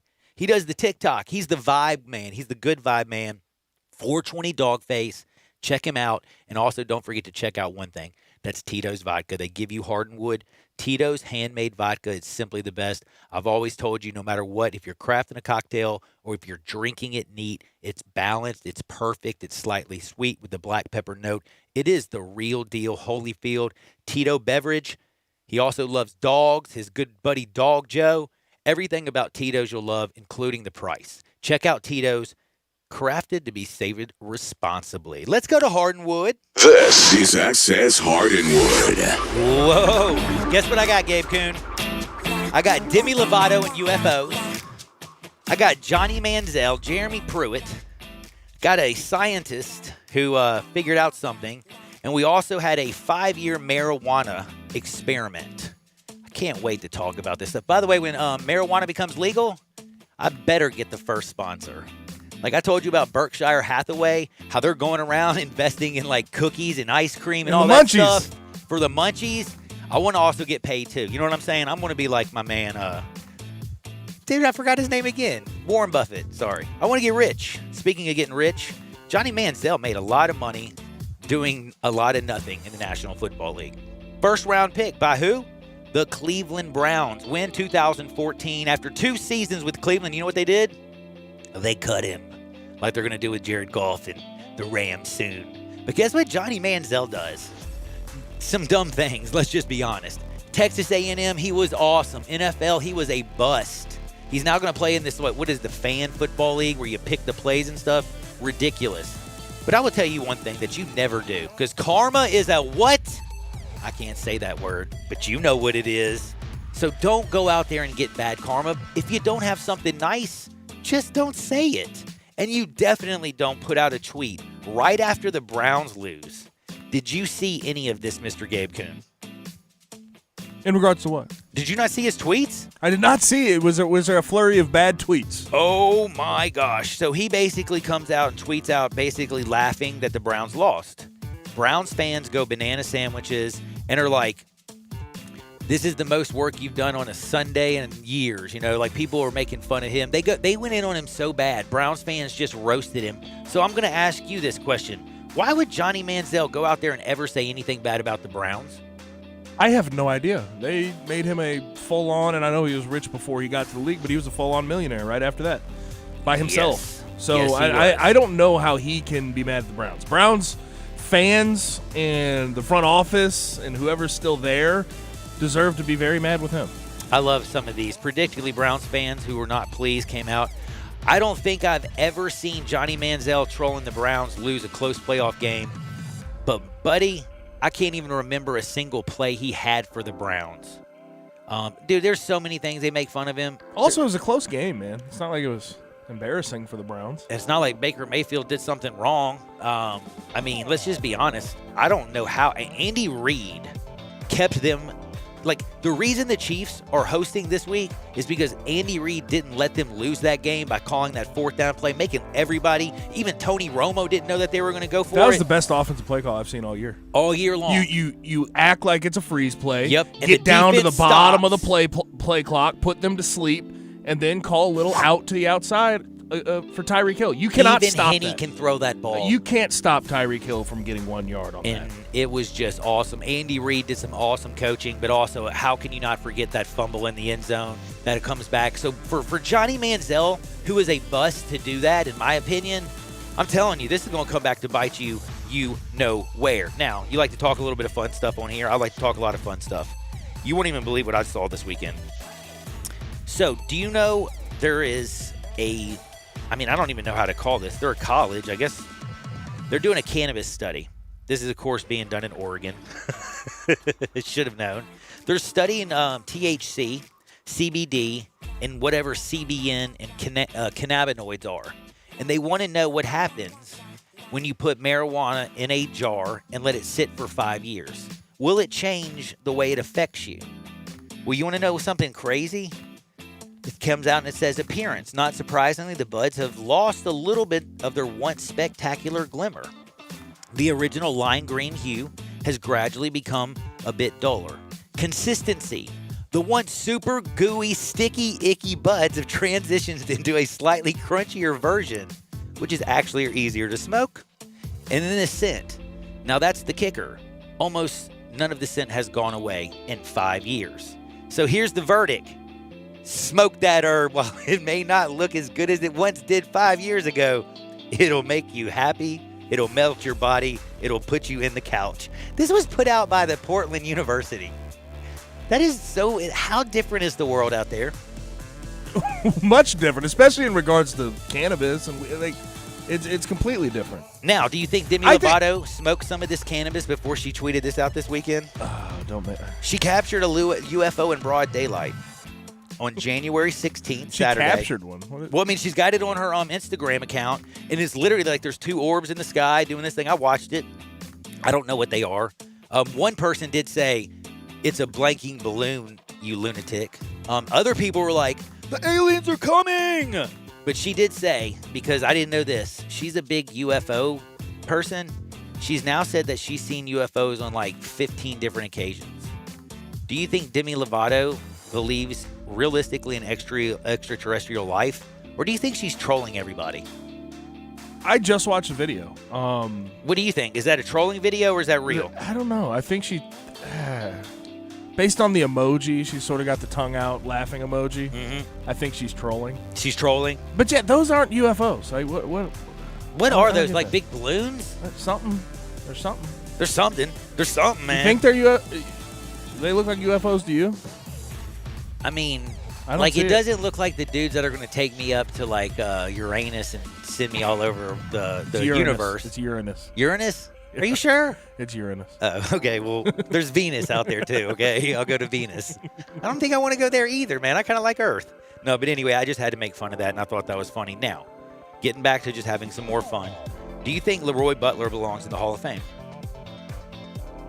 I'll tell you why I do. I don't know. See, I don't know stats off the top of my head. All right, well, I'm going to mess your head up. Fantastic player, though. You ready to hear this? This messed me up. I didn't even believe this.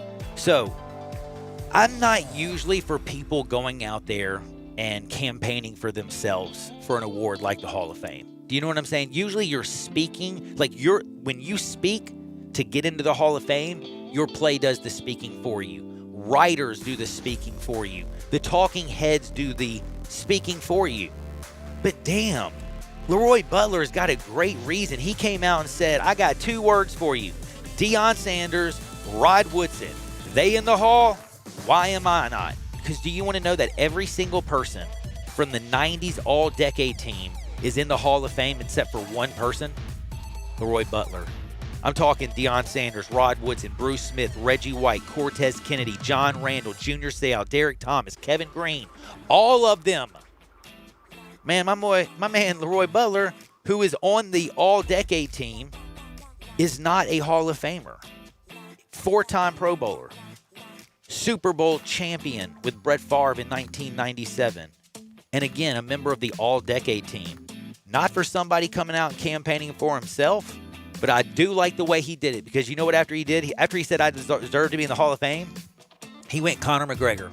He also says, if you think I'm awesome, who started the Lambeau Leap? Leroy Butler. Did you know that? I didn't. Yeah. He did it way back, and he was the very first player to do the Lambeau Leap in 1993. He's not in the Hall of Fame. I think he needs to be. But you know how after he went on his rant about, I need to be in the Hall of Fame, I need to be in the Hall of Fame, here's why. He came out and said, you also need to try my new vodka called Leap Spirits. And I just have to admit, I was sitting there just listening to him, and I thought this was a straight Hall of Fame pitch. And then when he dropped out Leap Spirits, I jumped in the Lambo. I did the Lambo Leap first. You need to drink the vodka that does something for, like, what did he say? You need to drink the vodka that elevates you as high as me. Dude, I'm sorry. That's a pretty good campaign. Leroy Butler's trying to make Conor McGregor money. Do you know what I mean by that? Because Conor McGregor has made $200 million off of whiskey. So what you're telling me is he made his Hall of Fame pitch, and you thought it was very, very serious, and in the end, he gives you a shameless plug. He gave a great, it was a shameless plug. Straight up awesome. I thought it was awesome. I was very, very proud of him. I had to say to myself, dude, that is just straight PIMP. Now, you know who Aaron Hicks is, right? Baseball player. Do you even know who baseball players are? I know Aaron Hicks. Good job. Dude, he hit a 303-yard hole-in-one on a par 4. So is it called a hole-in-one, or is that a dead gummit? What is it? Because we learned about the Condor. I'm lost. Is it a hole-in-one? Is it a double eagle? Is it double eagle? But it's a one shot. The double eagle, yeah. 303-yard hole-in-one with a 3-wood from Silverfield Club in Scottsdale, Arizona, ranked one of the top 10 golf country clubs in the world. Golf Best has it as the number 9 course in the country. Dude went ham. My goodness, dude can hit a baseball pretty far and also play a little bit of golf. Jeremy Pruitt, he's out as the Vols coach. That's always kind of nice. But do you want to know something that I'm a little bit worried about? Marshall Faulk came out. I haven't heard a lot from Marshall. Have you heard a lot from Marshall lately? Haven't. Dude, he went ham on Urban Meyer. Have you heard this one? I saw it. He said outside of Alex Smith, this man hasn't developed a single quarterback that's playing in the NFL right now. All you have to do is look. Falk then came back and said, the kiss of death for Trevor Lawrence's career will be if Urban Meyer drafts him. He says, go out there and get Deshaun Watson. Urban Meyer will never develop a quarterback, but he can win with some talent, but he never takes him to the next level. He said, listen to these names. Tim Tebow, Braxton Miller, Cardell Jones, J.T. Barrett, Dwayne Haskins, Chris Leak. All those guys were super talented. All those guys played really good. But did they ever get good enough to play in the league? No. Did he ever change the way they threw the football from high school to college? No. Just look at Tim Tebow. Marshall Faulk says the worst thing that could happen to Trevor Lawrence is getting teamed up with Urban Meyer. Agree or disagree? I tend to pretty heavy lean on the side of agree. I don't know if Urban's the greatest for a young quarterback at this point in his career. But I will say this. I don't know if it's fair to say that Urban Meyer has never developed a quarterback, because I think a lot of the quarterbacks he had won, first and foremost. He won with them. And second of all, I don't know if a lot of them had the skill sets to be NFL quarterbacks. Troy Smith couldn't throw the ball very well. Tim Tebow came into college with throwing issues. Chris Leak was short and didn't have a big arm. Cardell Jones was 12 gauge. He was a big guy with a big head. He was a big guy with a big arm, but he was the backup that year. He was the third string quarterback that year. Yeah, right. So like, J.T. Barrett, I forgot to bring him up. I think I would say his track record with quarterbacks is icy, incomplete. Icy, incomplete. Do you think Trevor Lawrence would? I don't know, man. I don't know. I think Trevor Lawrence is so NFL ready. Urban Meyer couldn't even mess it up. But I will tell you, very, very importantly, we will be back in 2 shakes, but you always have to remember this. If life hands you lemons, just remember, make a lemon drop. Make sure it's with Tito's handmade vodka. Sports 56, 98.5, 96.1 FM. Start your day the right way with Peter Edmiston and Anthony Sane on Sports 56 Mornings. Weekdays from 7 to 10 on Sports 56, 98.5 FM and 96.1 FM. Hey everybody, you are going to love this. A demo sale on barely driven Chevys is going on right now out here in Olive Branch at All Star Chevrolet. I'm seeing Traverse, Blazer, Equinox, Impala, Malibus used only as loaners by the service department. They're just like new with all the warranties, but you get thousands off the price. This may be your best month to get that new All-Star Chevy you've been dying for. I just drove the all-new 2021 Tahoe. I can't believe how nice these things have got. You're going to feel like a king in your own castle. This might be my New Year's resolution to myself. Or how about an all-new 3-row Traverse? Thousands in Chevy Cashback, financing as low as $0. That's right. Right now, financing is as low as $0 for 84 months on a brand new 2020 Trax. And over $2,000 cash back to you. Remember, it's not Mount Moriah, not Covington Pike, not Collierville or South Haven. It's got to be Olive Branch, people. And everyone at All-Star Chevrolet has one job, just one job, to make sure that you have more fun, you get the best deal, and in record time. So find new roads to All-Star Chevy or online at allstarautogroup.com. In times of fear, World Vision is there for the most vulnerable. For the last 70 years, we've been standing with kids and families through natural disasters, war, and disease, delivering life-saving aid and helping rebuild lives. And with every act of courage, faith, and love, we do more than just stop the spread of fear. We replace it with hope. Learn more at worldvision.org.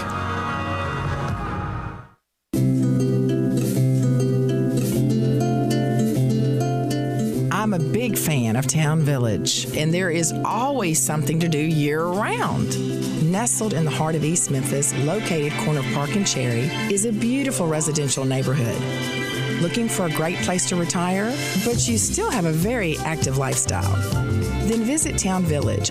Only requirements that you're 55 plus. Prices per month starting at $24.50. The Gourmet Chef welcomes you to visit our restaurant and bistro.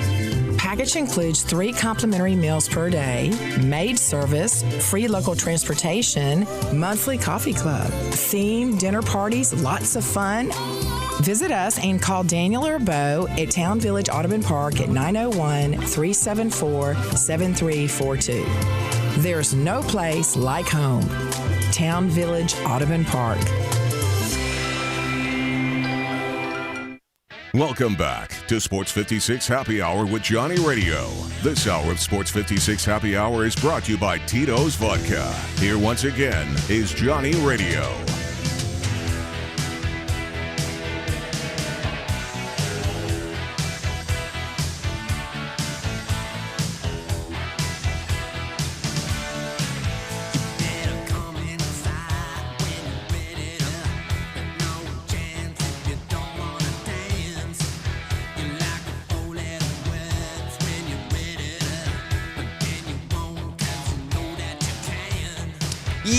Yo, welcome back in a little Sports 56 Happy Hour. I'm Johnny Radio. Gabe Coombs chilling out with me. Thank you to Jake Crane, to Terry D. We talked Tiger basketball and the abject disaster that was in Tulsa. Alo with 1 assist. Musa with a big old donut. DJ didn't do much. Boogie couldn't find the rim hardly. 0 for 4 from downtown. It was just a bad day. Yes, the Tigers lost. We've talked about that. Vols fans, though, y'all have lost and won. You've saved yourself $12.6 million because you've got to fire Jeremy Pruitt with cause. But who are you going to bring in to replace him after you're going to be dealing with NCAA investigation and all this good stuff? It's going to be completely crazy. Congratulations. Congratulations to Aaron Rodgers. You are the best player in the NFL right now. Ball and shot calling. Congratulations, TB12. Won and covered after your bedtime. Drew Brees throws 3 picks. I can't even believe it. But the one thing I'm always going to remember from that game, I did watch Tom Brady, hugging Drew Brees when the thing was over. Drew Brees looks a little bit, disheveled. But did you see Tom Brady throw the touchdown pass to Drew Brees' kid? Yeah, I did see that. That was pretty cool. That was actually really cool. And then classy. That was very classy. But it also was something that sticks with me. What do you think his son said? I want to get a pass thrown by the best quarterback ever. Yeah, he did. Throw me a pass, Tom. Nobody ever thinks your dad's a baller. You always think it's somebody else. You know how that is. But I will say one thing. That was awesome. But the thing I will always remember is watching Tom Brady leave the field after he threw that touchdown pass and said goodbye to Drew, because he's heading to the NFC Championship for the 14th time. 14th championship game. Sorry. Conference championship first game. NFC. 14th conference championship game, because he's going to Lambeau to play the NFC Championship game against Aaron Rodgers. He did 13 with the Patriots. He made it to the AFC Championship game. Gabe Kuhn. Tom Brady has now made it to 14 conference championships. Do you know who's number 2? Drew Brees? Joe Montana. Oh, God. 7 championships. Drew Brees. 7. It's way off. Joe Montana, he's only been to 7. Tom Brady has doubled him up. Is there really any argument who the No, GOAT he's is? the GOAT. And not to mention, he just switched teams. Everybody, said, what would he do without Belichick? And now he's doing it without Belichick. And he is back into a championship this year. Yeah, So, he's awesome. Basically, he's ridiculous. He's out of this ridiculous. world. He's scary is what he is. But I'll tell you what else is scary. If you got roof issues, there's nothing as scary. If you ever had water damage, because I have, it's a nightmare. Don't let it get that bad. Please don't let your husband say he's got some duct tape. Don't let your husband get on your roof and fall off and break something. Just call Brian Elder Roofing Solutions. Serious as a heart attack, they will take care of you. They are the best in the business, residential, commercial, whatever you need, they have your back. 901-867-0303. That's 901-867-0303 for Brian Elder Roofing Solutions. I'm telling you, they have the reputation. They've been around. They're going to be around for years. You got a warranty. Don't worry, that warranty will be there. There's no questions asked. You have issues, they're going to come out there and they're going to make sure that you're taken care of. Brian Elder, Chris Price, they have the best roofing company in the world. Check them out. Don't let things get bad. Make sure you take care of them. 901-867-0303. That's 901-867-0303 for Brian Elder Roofing Solutions.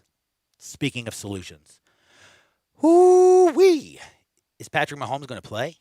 Is Patrick Mahomes really going to be able to clear the concussion protocol? Homie was knocked the bleep out.